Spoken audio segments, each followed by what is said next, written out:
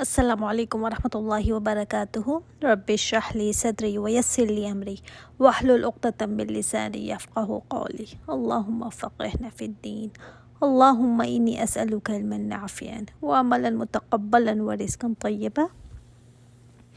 یہ مسبحات صورتیں چل رہی ہیں۔ مسبحات صورتیں کون سی ہوتی ہیں؟ جو سبح یسبح سے شروع ہو۔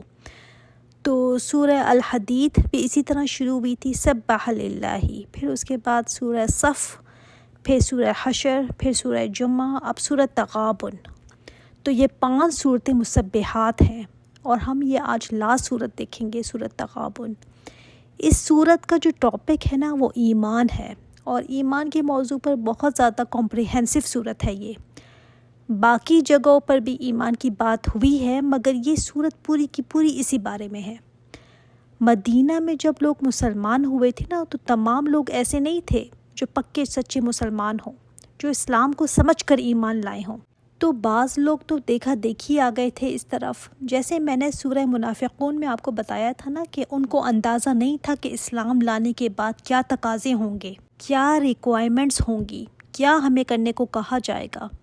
تو وہ چل پڑے تھے، مگر جب دیکھا نا کہ یہ تو آئے دن ہم سے کوئی نہ کوئی مطالبہ کرتے رہتے ہیں، یہ تو ہم سے بڑی قربانیاں مانگتے ہیں، تو ایسے تو بڑا مشکل ہے، ہم اس لیے تو اسلام میں نہیں آئے تھے۔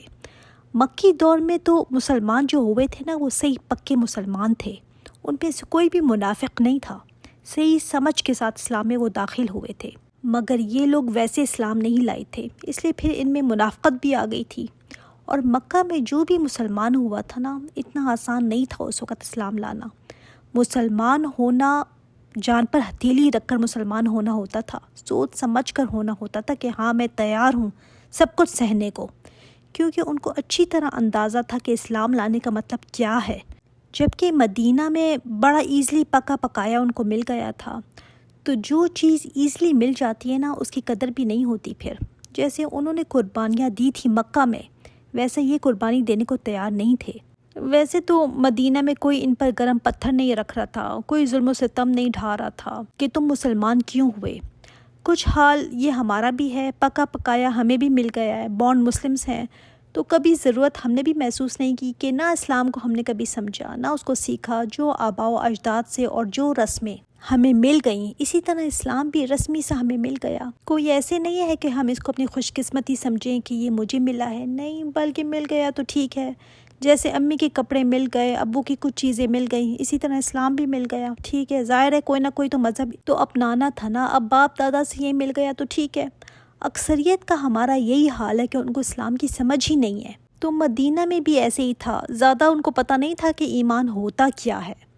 تو یہ کمپلیٹ صورت اللہ تعالیٰ نے مدینہ میں نازل فرمائی۔ پہلی 7 آیات جو ہیں وہ ایمان باللہ، ایمان بالرسول اور ایمان بالآخرہ کو ڈیفائن کیا گیا ہے اس میں، کہ ہوتا کیا ہے ایمان۔ اس کے بعد 8 سے لے کر 10 تک میں دعوت ہے کہ سچا ایمان لے کر آؤ۔ پھر اس کے بعد دوسرا رکوع شروع ہوتا ہے جو بہت اہم ہے، کیونکہ اس میں اللہ تعالیٰ نے بتایا کہ اگر واقعی میں ایمان ہوگا نا، تو کیا ہوں گے اس کے فروٹس، ثمرات جو تمہیں ملیں گے۔ تو ہر انسان چیک کر سکتا ہے کہ واقعی میں کیا مجھے وہ ایمان کے ثمرات مل رہے ہیں یا نہیں۔ پھر آخری 3 آیات میں یہ چیک کر سکتے ہیں کہ اس ایمان نے مجھے کچھ بدلا ہے یا نہیں، اندرونی کیفیات، سوچنے سمجھنے کا اینگل بدلتا ہے میرا یا نہیں، تو ایکشن میرے بدلتے ہیں یا نہیں، یہ سب چیک کر سکتے ہیں۔ دیکھتے ہیں سورت کو۔ بسم اللہ الرحمن الرحیم۔ یسبح للہ ما فی السماوات وما فی الارض۔ تسبیح کر رہی ہے اللہ کی جو کچھ آسمانوں میں ہے اور جو کچھ زمینوں میں ہے۔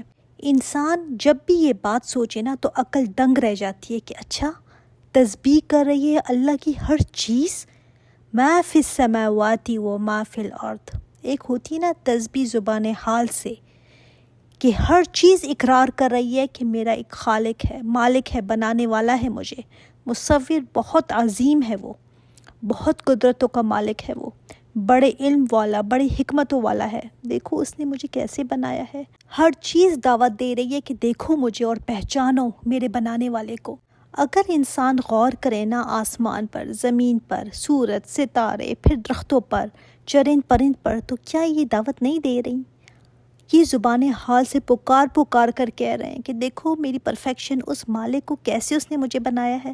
پھر اللہ کو ہر کمزوری سے، ہر نقص سے، ہر ضعف سے، ہر عیب سے، ہر کمی، ہر کوتاہی سے اعلیٰ اور پاک قرار دینا، بلند قرار دینا، ابو ہے وہ سب سے۔ ہر چیز میں ایک جنبش ہے نا، ہر چیز میں ایک شعور ہے، کیسے یہ چیزیں تسبیح کرتی ہیں، واللہ عالم۔ مگر جب اللہ تعالیٰ نے فرما دیا نا کہ ہر چیز تسبیح کر رہی ہے، تو ہم نے مان لیا کہ ہاں واقعی میں ہر چیز تسبیح کر رہی ہے۔ زبان حال سے تو ہم دیکھ ہی رہے ہیں کہ ہر چیز بتا رہی ہے کہ مجھے بنانے والا کوئی ہے، لیکن زبان قال تک ہماری رسائی نہیں ہے، لیکن پھر بھی ہم مانتے ہیں کہ ہر چیز تسبیح کر رہی ہے۔ ما فی السماواتی میں ہماری اپنی گلیکسی ہے، پھر اور بہت ساری گلیکسیز آ جاتی ہیں، اور ہر گلیکسی میں بلین آف سٹارز ہیں۔ ہماری گلیکسی میں نا 200 سے 400 تک بلین سٹارز ہیں صرف ہماری کائنات میں۔ کتنی گلیکسیز اور ہیں اس کائنات میں، انسانوں نے ابھی تک سمجھا ہی نہیں اس کو۔ آپ یہ جان کر حیران ہو جائیں گے کہ ابھی تک 100 بلین گلیکسیز جو انسانوں نے ڈسکور کی ہیں، وہ کہتے ہیں ابھی ہماری ٹیلیسکوپ میں وہ امپروومنٹ نہیں ہوئی کہ ہم اور دیکھ سکیں، تو تقریباً کہتے ہیں 200 بلین تک ہیں یہ گلیکسیز، جس میں بلین سٹارز ہیں۔ اب ہر گلیکسی میں بلین سٹارز لگا لیں تو یہ کائنات سبحان اللہ کتنی وسیع ہے، اور سائنٹسٹ یہ بھی کہتے ہیں کہ ایکسپینڈ ہی ہو رہی ہے یہ۔ ہم تو محدود سوچ رکھتے ہیں نا، ہم تو ذرہ کے برابر بھی نہیں ہیں۔ کہاں ہماری زمین یونیورس میں خود ذرہ ہے، اور ہم اس میں پھر چھوٹی سی چیز ہیں۔ اللہ ہمارا ذہن تو جا ہی نہیں سکتا، تیری کائنات کتنی بڑی ہے یا اللہ۔ ہم تو اپنی اس دنیا کو نا چھوٹی سی، بس دنیا کو اپنا ہی سب کچھ سمجھتے ہیں، بس یہ میں ہوں، یہ میری چیزیں ہیں، یہ میرے سامنے، یہ میرے ماں باپ، یہ میرے بچے، بس یہ میری کل کائنات ہے۔ کائنات تو بہت وسیع ہے، اور اس کی ہر چیز اللہ تعالیٰ کی تسبیح بیان کر رہی ہے۔ ہم تو یہ بھی نہیں جانتے کہ اس کی کائنات میں کیا کیا چیزیں ہیں، کہاں سے ہم یہ جانیں گے کہ وہ تسبیح کر رہی ہیں۔ تو اللہ تعالیٰ فرماتے ہیں لہ الملک و لہ الحمد، اسی کے لیے ہے بادشاہت اور اسی کے لیے ہے تمام حمد۔ اب دیکھیں سبحان اللہ، یہ دعویٰ جو ہے نا، کوئی مذہب کار پکڑ کر لے آئیں، چاہے کوئی عیسیٰ علیہ السلام کو خدا مانتا ہے، چاہے کوئی بت پرست ہے، چاہے کوئی کسی کو بھی مانتا ہو الہ، کیا یہ وہ دعویٰ کر سکتا ہے کہ اس کی خدا کی تسبیح ہر چیز کر رہی ہے، جو بھی آسمانوں میں ہے اور زمینوں میں ہے؟ نہیں، کوئی نہیں یہ دعویٰ کر سکتا، کیونکہ وہ جانتا ہے ایسا نہیں ہے۔ اب لہو آیا، مطلب صرف اسی کے لیے ہے بادشاہت ساری کی ساری، اور کسی کے لیے نہیں ہے بادشاہت۔ اب اگر انسان اللہ کی بادشاہت کے علاوہ کسی اور کی بادشاہت بھی سمجھے گا تو یہ پھر ایک شرک ہے۔ اسی کے لیے ہے تمام حمد۔ حمد دو چیزوں سے مل کر بنتی ہے۔ حمد صرف یہ نہیں کہہ سکتے کہ کل تعریف، اور یہ بھی نہیں کہہ سکتے کہ کل شکر، کیونکہ اس میں کل شکر بھی ہے اور کل تعریف بھی ہے۔ شکر انسان کس کا ادا کرتا ہے؟ شکر انسان اسی کا ادا کرتا ہے نا جس کو اس سے کوئی فائدہ پہنچتا ہے۔ مثال کے طور پر آپ نے شکریہ ادا کیا آپ کے کسی دوست کا جو آپ کے کام آیا ہو، لیکن بہت ساری چیزیں ایسی ہیں جس سے آپ کو کوئی فائدہ نہیں ہے، لیکن اس کے اندر کوئی نہ کوئی خصوصیت ہے جس کی آپ تعریف کرتے ہیں، وہ ہے ثنا۔ تو کل شکر اور کل ثنا یہ مل کر بنتا ہے حمد۔ ثنا ایسی کوئی چیز جس میں خوبی ہے، چاہے آپ اس سے کوئی فائدہ پہنچ رہا ہے، آپ کو نہیں پہنچ رہا، آپ کے وہ کوئی کام آ رہا ہے نہیں آ رہا، مگر پھر بھی اس کی تعریف آپ کرتے ہیں۔ مثلاً آپ نے کسی کی اچھی آواز سنی، اب آواز اس کی آپ کے کس کام کی؟ اس کی آواز ہے، آپ نے کچھ لینا دینا نہیں، لیکن اس کی آواز کی آپ تعریف کرتے ہیں۔ اسی طرح کسی کی شکل و صورت اچھی لگی آپ کو، اس کی خوبصورتی کی تعریف کی، یہ کیا ہے؟ ثنا۔ کوئی حسین منظر دیکھا، نہ آپ وہاں رہتے ہیں، نہ آپ کا کوئی وہاں پر گھر ہے، لیکن بس آپ نے اپریشیٹ کی وہ جگہ، کسی کی اچھی چیز کو دیکھ کر اس کی تعریف کرنا۔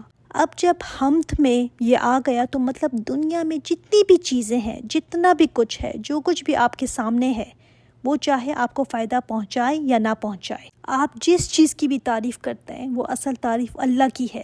جس شکل کی آپ نے تعریف کی، جس خوبصورتی کی آپ نے تعریف کی، وہ اصل میں دینے والے کی تعریف ہے۔ اس بندی کا کیا کمال کہ اس کو اچھی شکل مل گئی، اصل میں تعریف دینے والے کی ہے، اللہ کی ہے۔